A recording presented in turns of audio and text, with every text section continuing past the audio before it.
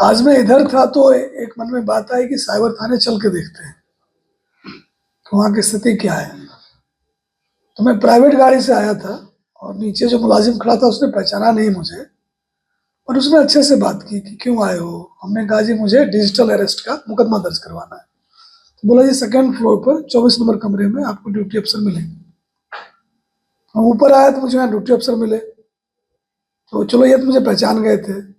मैंने पूछा कि जी आप नीचे क्यों नहीं थे।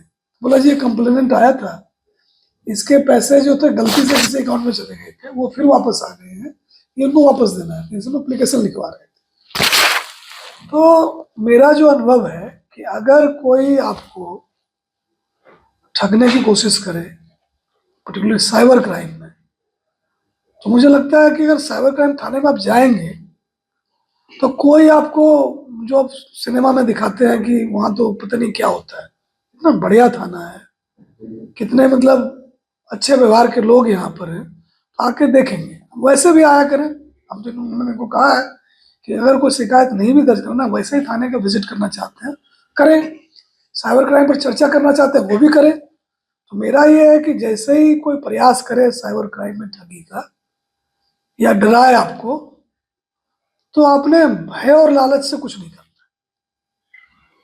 अगर खुद मन नहीं टिक रहा हो तो पूछ लेते 1930 पर फोन करके, उसको कहते कि देखो जी मुझे इस तरह से कह रहे हैं, आपको क्या लगता है, और उसकी बात को भरोसा करें। तो ये मुझे लोगों को आपके माध्यम से कहना है। आखिर एपी के फाइल के माध्यम से काफी ज्यादा लोगों की मतलब दिक्कतें आ रही हैं, उनके पैसे कट जाते हैं, तो कुछ कोर्ट की तरफ से भी आया है, क्या आप लोगों के मैसेज देना चाहिए? उसमें देखो क्लियरिटी है जी, ये आईटी एक्ट जो इंफॉर्मेशन टेक्नोलॉजी एक्ट है उसमें भी क्लियर प्रावधान है कि अगर बैंक ने ड्यू डिलिजेंस नहीं किया और किसी के पैसे को नुकसान हो गया, तो उसको नुकसान नहीं हुआ, बैंक का हुआ जी। तो हमने बात करी अपने अफसरों से, हमने ये तय किया है कि जितने भी मुकदमे हमारे अंडर इन्वेस्टिगेशन या पहले वाले भी हैं, उसमें हम इस एंगल से जरूर जांच करेंगे कि क्या बैंक ने एक कस्टमर का पैसा ट्रांसफर करते समय ड्यू डिलिजेंस किया कि नहीं किया। अब किसी ने एपीके फाइल भेज दिया, जो एंड्रॉयड पैकेजिंग किट होती है, तो आपने क्लिक किया, आपको तो नहीं पता है, आपने क्लिक कर दिया, पैसे चले गए आपके अकाउंट से। तो बैंक के पास व्यवस्था तो होनी चाहिए कि जब क्लाइंट ने प्रोसेस नहीं किया इनिशिएट, हम क्यों पैसे पे कर रहे हैं।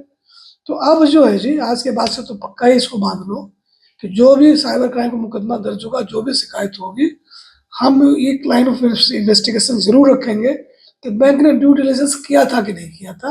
अगर नहीं किया था, पैसे वो भरेंगे। यानी बैंक एम्प्लॉय भी अब आपके रडार पे रहेंगे कि वो कितना? तो बैंक एम्प्लॉय तो देखो 52 को अंदर दे चुके हैं, पुलिस गुड़गांव पुलिस दे चुकी है, उसमें ना हम लोग देखो, अगर किसी के साथ ज्यादती हो रही है ना, हम किसी का लिहाज नहीं करते। आप कुछ भी रहो, बैंक के मैनेजर रहो, अंग्रेजी आती है, हिंदी आती है, आप जानो जी, अगर आप क्रिमिनल से साझबाज हो, लोगों को पैसे लुटवाने में लगे हुए हो, हमारे लिए आप क्रिमिनल हो, तो एक्शन ले रहे हैं। But at the same time ये जेल चला गया, पैसे कहीं और चले गए, कंप्लेनेंट को कुछ नहीं मिला ना, उसकी कोई गलती नहीं है, उसने तो बैंक में खाता खोला कि मेरे पैसे यहाँ सेफ है। अब वहाँ कौन उसको क्या कर रहा है, बैंक का काम है देखना उसको। अब जो हमारी प्राथमिकता है कि जो बैंक के लोग कनाइव कर रहे हैं, जो साजबाज है, उनके खिलाफ क्रिमिनल एक्शन तो होएगा होएगा। ये जो पैसे उसके हैं कस्टमर के, वो बैंक करेंगे। हेट स्पीच को लेकर भी हरियाणा पुलिस की तरफ से काफी दिशा निर्देश जारी किए गए हैं, क्या हुआ? ये तो हेट स्पीच के बारे में किसी और दिन हम लोग बात कर लेंगे। यहाँ हमने 3 बातों पर जोर दिया है, यहाँ जब आए हैं 3 बातों पर जोर दिया हमने। एक तो ये है कि जिनके पैसे मिल गए हैं, फ्रीज हो गए हैं, लियन हो गए हैं, तो पैसे उनके अकाउंट में जल्दी से जल्दी जाना चाहिए। तो छोटे अमाउंट के बारे में ये जो है, हाई कोर्ट के ऑर्डर भी आए हुए हैं कि हम बिना मुकदमा दर्ज किए, और जो आपका जो सुपरदारी, हाँ सुपरदारी पर जो हमारा कि ये जो पहला फैसला तो ये था कि जी हम तफ्सीस में जो ड्यू डिलिजेंस बैंक नहीं करे तो उसके मुलाजिम के खिलाफ जो एक्शन बनता है उसको लेंगे, पैसों की लायबिलिटी बैंक पर डालेंगे, जिससे कि कस्टमर का कोई नुकसान नहीं हो। दूसरा कि एक बार पैसे लियन हो गए, फ्रीज हो गए, तो क्या होता है कि एक अकाउंट के ऊपर कई लोग लियन लगाए बैठे होते हैं, कई बैंक, क्योंकि उसने कईयों को ठगा होता है। तो हरियाणा के जो कंप्लेनेंट हैं उसको पैसा मिले, इसके लिए हम जो जो एक हाई कोर्ट का जो एक ऑर्डर आया हुआ है कि जो लोक अदालत है, परमानेंट लोक अदालत है, वहाँ आईओ जाके उनसे रिक्वेस्ट कर सकता है कि बगैर एफआईआर के कंप्लेंट के बेसिस पर ही इसके पैसे इसको दे देते हैं, तो वो पैसे उनको हम वापस दिलाने का काम करेंगे। एक अवेयरनेस का मुद्दा खड़ा होता है कि भाई लोग को पता नहीं होता है, इसलिए वो ठगे जाते हैं। मेरा इसमें यह कहना है कि लोग लालच और भय से ठगे जाते हैं, जानकारी तो सबको है। ये कौन लोग हैं जो आपको टास्क दे रहे हैं और पैसे कमाने वाले लोग घूम रहे हैं? ऑफलाइन वर्ल्ड में कोई कहे तो आप मानोगे? पार्क में घूमने गए, किसी ने कहा जी आपको इन्वेस्टमेंट करवा देते हैं, इतने पैसे हो जाएंगे, आप नहीं विश्वास करोगे कि ये कौन आदमी होता बोलने वाला। ऑनलाइन ढूंढते रहते हो। तो जो लालच और भय में आप घूम रहे हो, इसको इससे इससे पार पाओ। नहीं तो मिलते तो 2-4 लोग नहीं जी, ऑनलाइन तो हजारों लोग आपके पीछे लगे हुए हैं। तो यहाँ आपने पूरा हेल्दी सेप्टिसिज्म रखना है।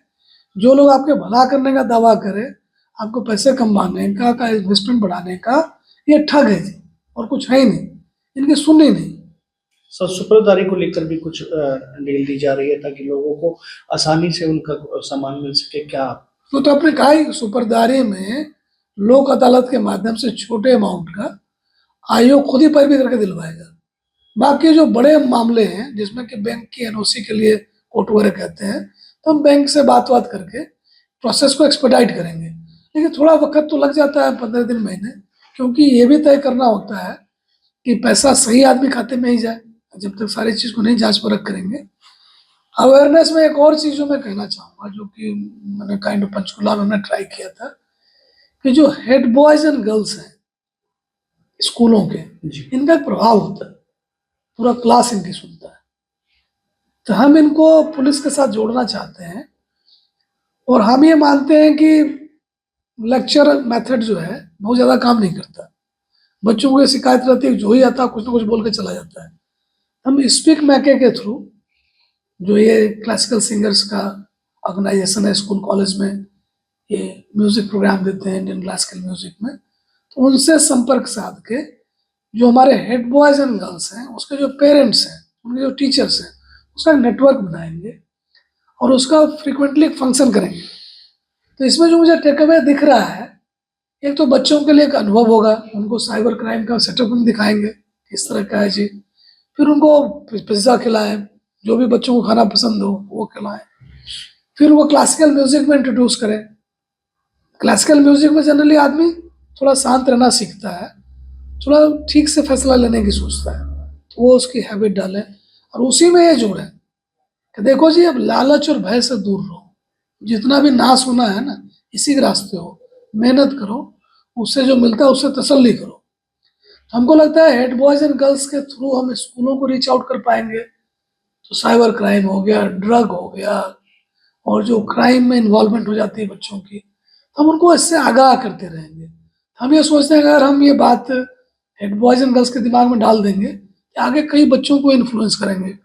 और एक एक बच्चा जो है 5-10 एडल्ट के आसपास घूमता है, उसके पेरेंट्स होते हैं, मामा, मामी, नानी, चाची, काकी। तो इनको अगर अच्छा अनुभव होगा, जाके बोलेंगे देखो जी साइबर क्राइम में इस तरह की बात होती है, आपने परहेज रखना है इससे। इस तरह की बातें ड्रग्स से हमें नहीं करना होता है। क्यों? तो ये ब्रेन में, जैसे इंजन में चीनी डालने से इंजन सीज हो जाता है, तो ड्रग डालने से ब्रेन सीज हो जाता है, ये हमें नहीं करना। तो ये जो बच्चों को बिगाड़ने वाली बातें हैं, लोगों को तंग करने वाली बातें हैं, तो हम स्कूलिंग आवर खराब नहीं करना चाहते, इस तरह के प्रेजेंट सेटिंग में उनको कन्वे करना चाहते हैं। हमने पंचकुला में एक कार्यक्रम इस तरह से किया था, तो बच्चों ने बहुत पसंद किया था। तो हम उनको जोड़ना चाहते हैं, उनको अभियान में शामिल करना चाहते हैं। हम नहीं चाहते कि स्कूल में जाके उनके पढ़ाई के घंटे खराब हो।